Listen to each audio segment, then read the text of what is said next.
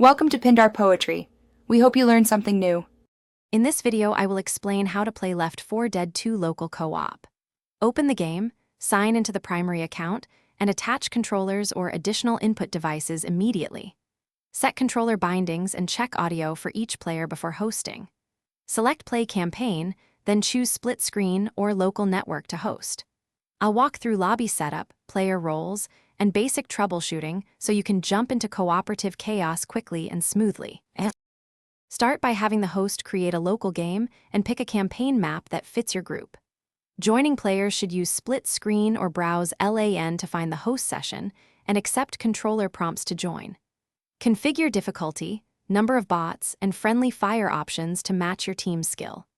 I'll explain lobby roles, swapping characters, and ready checks so everyone knows how to join fast and play as one.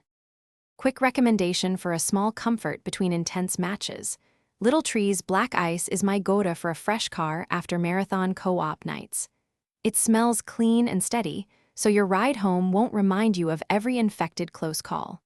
If you're finding this guide helpful, please subscribe and like so I can make more content like this. Check the description for the link and other deals. Now let's get back to the video.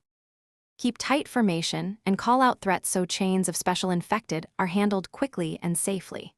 Share ammo and healing items, and make revives a priority when someone goes down in the open. Use throwable items to disrupt hordes and coordinate pushes through choke points, and assign roles like medic or scout for efficiency. I'll share movement, retreat strategies, and simple tips to increase your team survival and scoreboard performance. Thanks for watching. Consider subscribing if we helped you.